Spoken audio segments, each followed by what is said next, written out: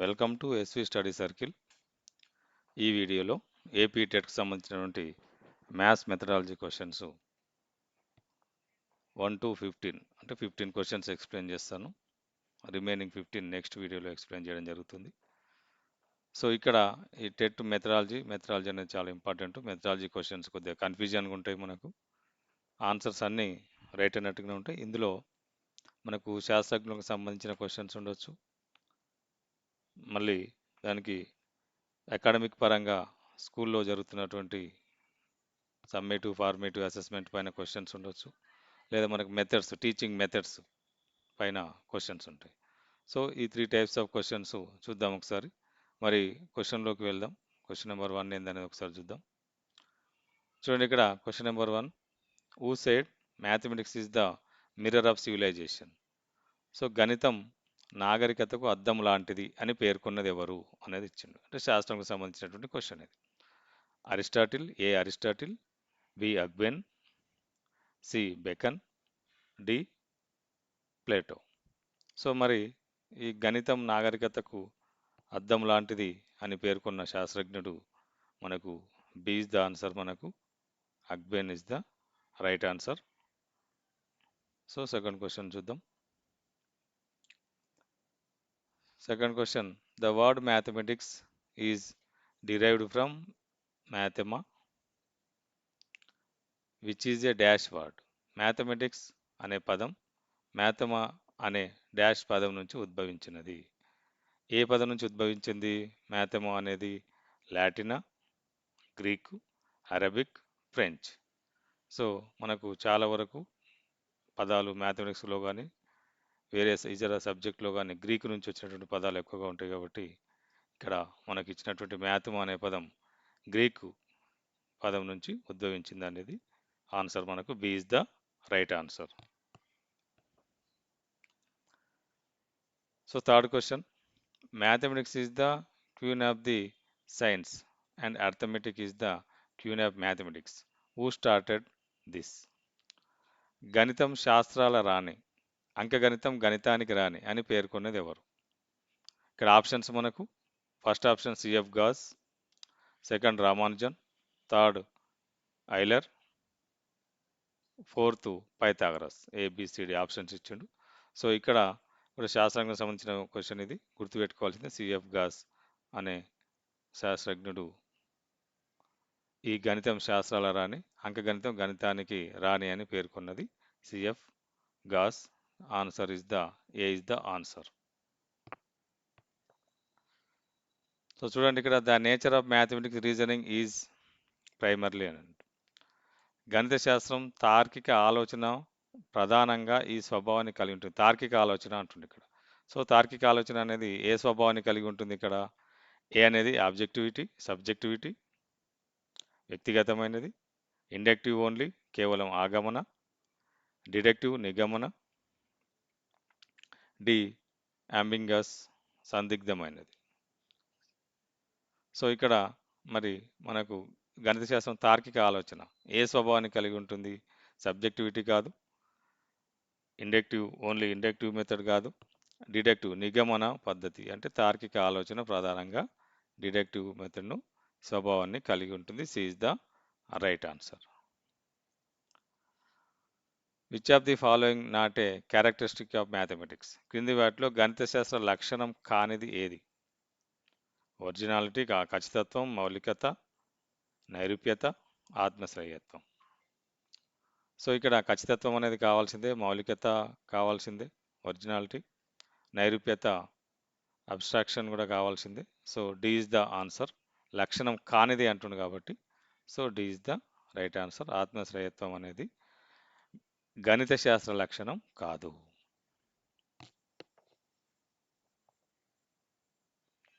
చూడండి, ఇక్కడ sixth question, according to NCF 2005 the main goal of mathematics education in schools is the.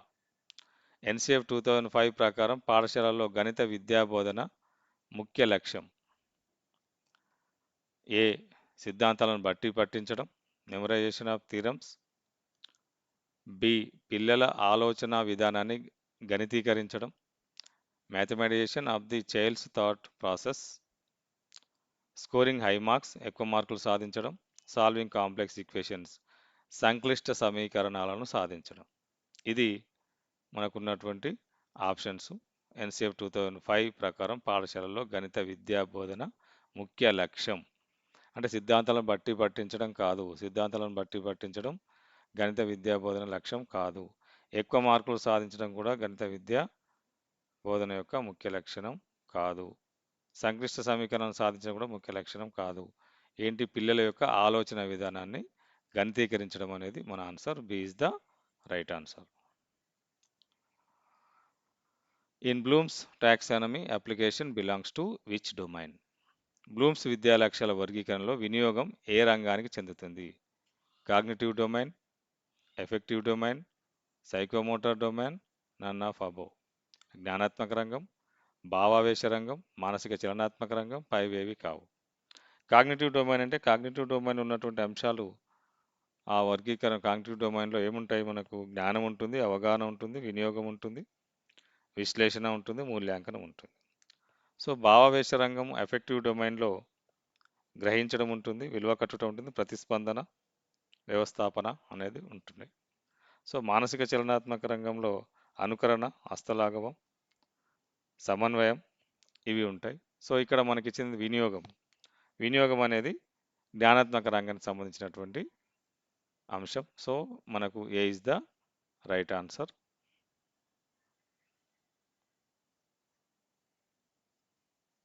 A is the right answer.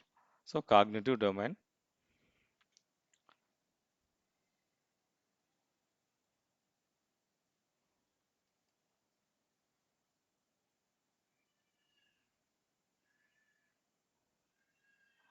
So next question వెళ్దాం. Question number 8.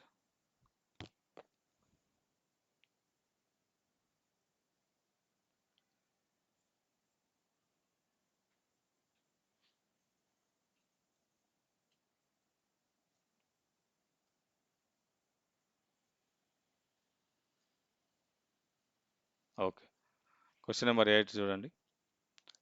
Developing speed and accuracy in calculation is related to which instructional objectivity అంటూ. గణనలో వేగం, ఖచ్చితత్వం పెంపొందించడం ఏ బోధనా లక్ష్యానికి సంబంధించినది? Knowledge, జ్ఞానం, అండర్స్టాండింగ్ అవగాహన, స్కిల్ నైపుణ్యం, ఇంట్రెస్ట్ అభిరుచి. సో ఇక్కడ మనకు వేగం, ఖచ్చితత్వం బోధనా లక్ష్యానికి సంబంధించింది ఏదంటే వేగం, ఖచ్చితత్వం రెండు ఉండాల్సింది మనకు skill. So C is the right answer. Question number 8.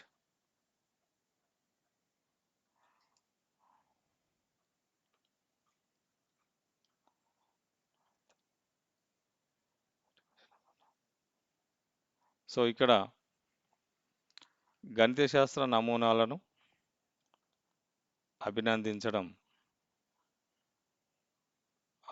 గణిత శాస్త్ర సౌష్ఠవ నమూనాలను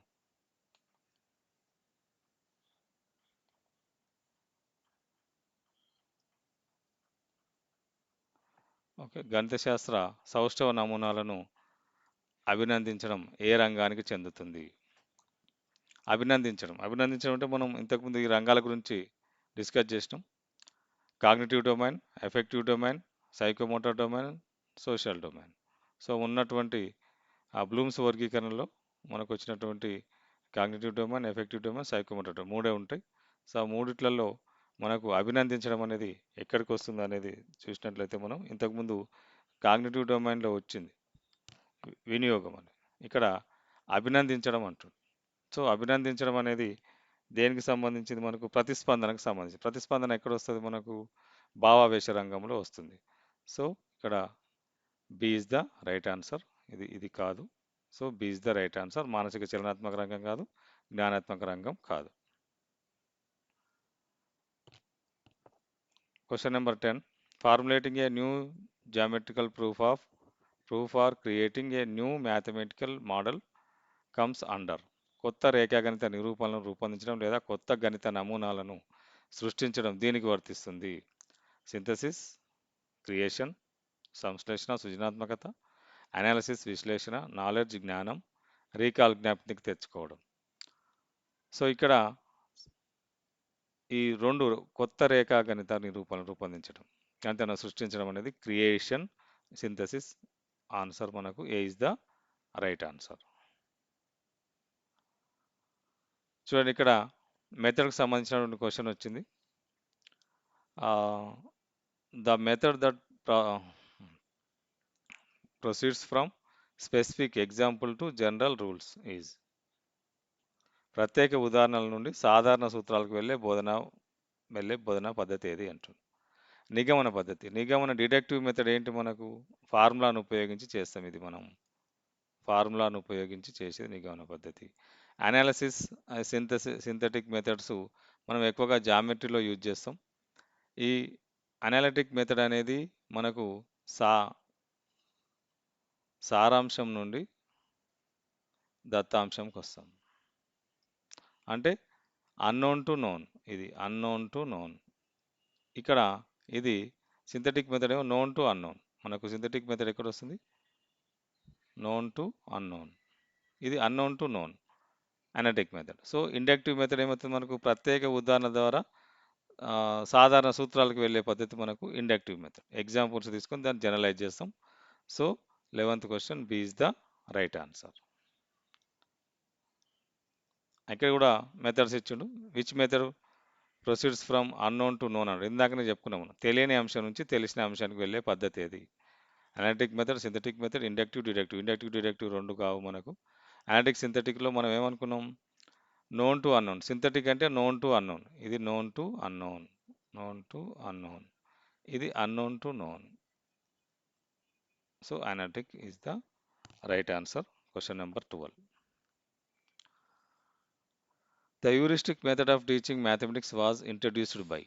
గణిత బోధనలో అన్వేషణ పద్ధతిని హ్యూరిస్టిక్ మెథడ్ ప్రవేశపెట్టింది ఎవరు? అన్వేషణ పద్ధతి ఎవరు ప్రవేశపెట్టారు? W H Kilpatrick, H E Armstrong, John Dewey, Maria Montessori. So ఇక్కడ 4 పేర్లు ఇవ్వడం జరిగింది. ఇక్కడ మనకు ఈ శాస్త్రజ్ఞ పేర్లు కాబట్టి మనం గుర్తుపెట్టుకోవాల్సిందే. H E Armstrong, B is the right answer. Question number 13.